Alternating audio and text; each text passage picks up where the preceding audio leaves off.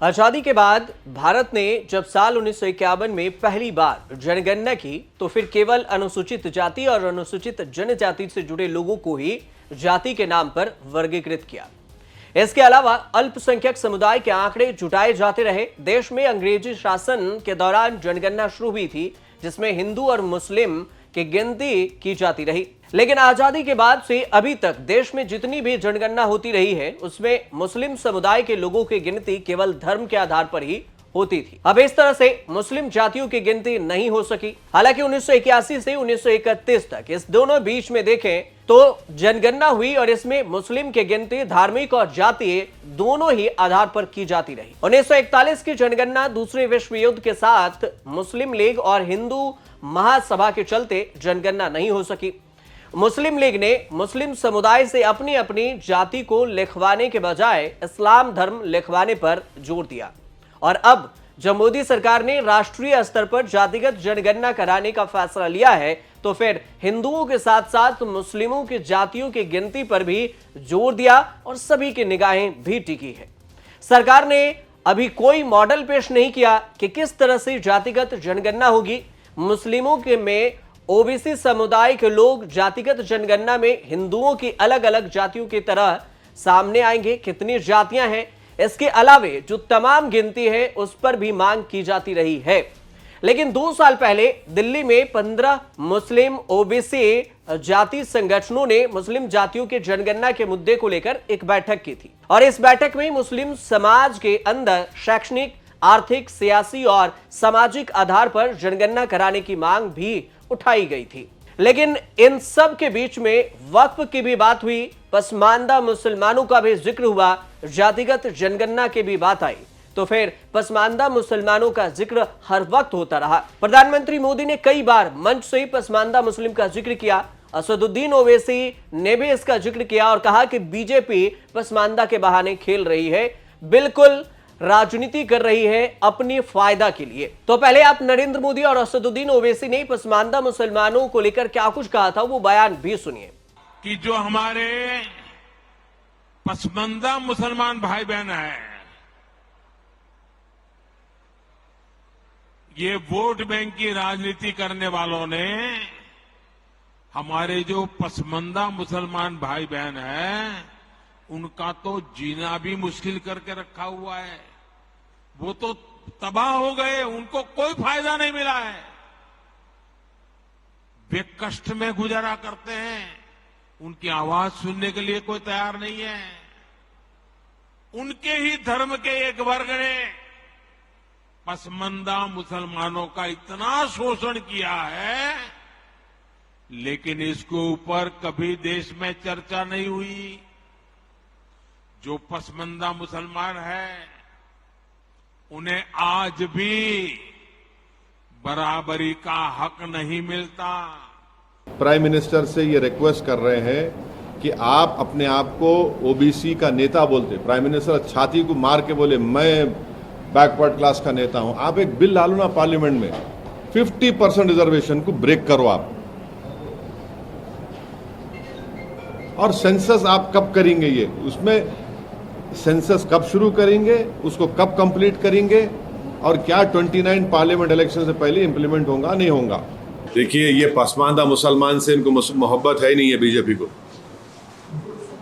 आप जो है हिपोक्रेसी प्रैक्टिस कर रहे हैं।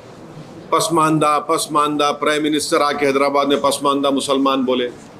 आप पसमानदा मुसलमान का नाम लेके वक्फ एक्ट में उनके मेंबर्स को बनाओ बोल के आप प्रोविजन डाले। भाई, तो पसमानदा मुसलमान का मालूम होना चाहिए ना कि पसमानदा मुसलमान कितना पसमानदा है और गैर पसमानदा मुसलमान कितना पसमानदा है।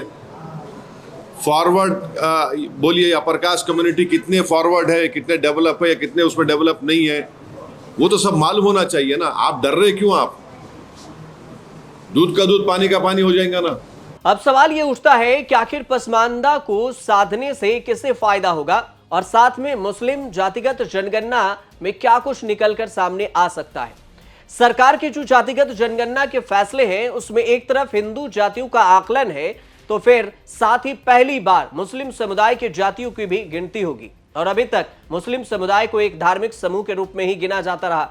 अब इसको भी क्रांतिकारी कदम माना जा रहा है कि मोदी सरकार की क्रांतिकारी कदम है ये। ऐसा इसलिए क्योंकि पहली बार मुस्लिम समुदाय के जातियों की सामाजिक, आर्थिक, शैक्षणिक स्थिति के आंकड़े सामने आने की उम्मीद है। इसमें पसमानदा का भी जिक्र है और इस पसमानदा का जिक्र मुस्लिम का जो जातिगत जनगणना है उसका जिक्र फारूक अब्दुल्ला भी कर बैठे। बोले कि इसमें बुराई क्या है, जातिगत जनगणना के डेटा आ जाने चाहिए। वो तो पहले से लोग मांग रहे थे, ये कोई नई चीज नहीं है।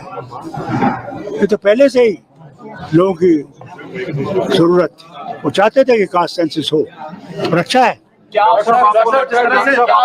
देखिए सुनिए मेरी बात, सुनिए, अरे मेरी बात सुनो ना पहले। अब आप कहते हैं मुसलमान है, कोई कहता है 11 करोड़ है, कोई कहता है 12 करोड़ है, 14 करोड़ है, 22 करोड़ है। भाई पहली दफा पता तो लगे कौन कितने ब्राह्मण है, कितने लोअर कास्ट हैं, कितने मुसलमान हैं, कितने सिख हैं, कितने ईसाई हैं, कितने दूसरे हैं, पता तो लगे। तो इसमें कोई बुराई थोड़ी है। अब जो पूर्व सांसद रहे अनवर आले, उन्होंने भी देश के प्रधानमंत्री और नरेंद्र मोदी को चिट्ठी लिखकर कहा था कि हिंदू जाति ही नहीं बल्कि मुस्लिम जातियों की भी गिनती की जानी चाहिए, क्योंकि मुसलमानों के भीतर भी जातियां और उपजातियां शामिल हैं।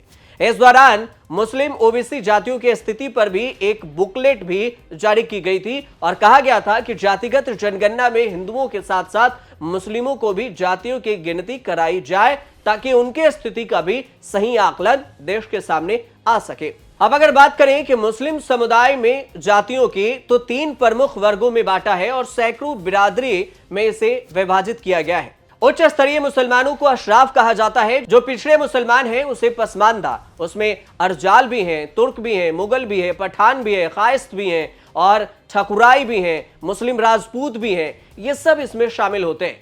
अब ओवैसी मुसलमानों को भी पसमानदा कहा जाता है। इनमें से जो राइन हैं, जुलाहे हैं, जो अंसारी होते हैं, दुनिया मंसूरी और कसाई कुरैशी, फकीर अलवी, इसके अलावे भी हैं, जैसे धोबी में हवारी होती है, वैसे ही मनिहार होता है सिद्दीकी का, दर्जी मुसलमानों में कहा गया, और दलित मुस्लिमों को अर्जाल के नाम से भी जाना जाता है।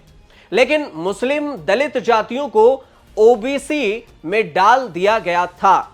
अब इस पर भी चर्चा होती रही कि मुस्लिम समुदाय को किस जाति के अंतर्गत जातिगत जनगणना कराई जाएगी। अब इसमें मांग उठती रही लेकिन अभी तक हुआ नहीं। सरकार का कहना हुआ कि मुस्लिम के नाम पर सारे सुख सुविधाओं का लाभ मुस्लिम समाज के कुछ उच्च जाति के लोगों को ही मिलता रहा। ऐसे में मुस्लिम ओबीसी जातियों की स्थिति हिंदुओं से भी ज्यादा खराब हो गई। अब ऐसे में जनगणना के जरिए सही आंकड़े सामने आ सकेंगे। प्रधानमंत्री मोदी भी मुस्लिमों के मुद्दे को बार बार उठाते रहे, खासकर पसमानदा मुसलमानों के। तो सवाल ये उठा कि मुसलमान में पसमानदा मुसलमान कौन, पसमानदा मुस्लिम कौन है, इनका इतिहास क्या रहा है। पसमानदा एक फारसी शब्द है जो पस और मानदा को मिलकर बना और इसका अर्थ होता है पीछे, मतलब मानदा का अर्थ होता है छूट जाना। ऐसे में पीछे छूटे लोगों को पसमानदा कहा जाता है। मुसलमानों के सामाजिक और शैक्षणिक रूप से पिछड़े तबके को पसमानदा कहा जाता है। पसमानदा मुसलमान दरअसल वो मुसलमान हैं जो हिंदू समाज के दलित और पिछड़े वर्ग से आते और उन लोगों के धर्मांतरण कर इस्लाम धर्म अपना लिया था। पसमानदा समाज की अगर बात करें तो मुस्लिम समाज में उनकी आबादी 70 से 80% बताई जाती है। सच्चर कमेटी की रिपोर्ट आई थी 2004 और 5 में। इस रिपोर्ट में कहा गया कि भारत में मुसलमानों में लगभग 40% लोग ओबीसी और SC/ST वर्ग से आते हैं, लेकिन पसमानदा कार्यकर्ताओं का मानना है कि यह आंकड़ा 80 से 85 तक पहुंच सकता है। 1871 की जनगणना के अनुसार देखें तो 81% मुसलमान निचली जातियों से थे और केवल 19% मुसलमान उच्च जातियों के।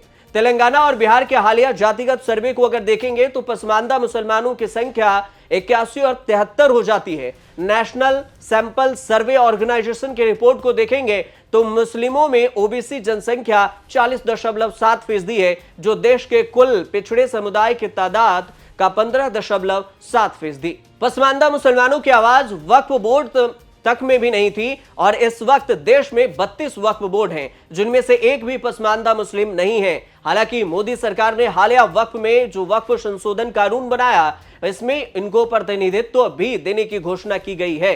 नतीजतन यह है कि इस कानून के तहत वक्फ बोर्ड में पसमानदा समाज के 2 लोगों को भी होना अनिवार्य कर दिया गया है।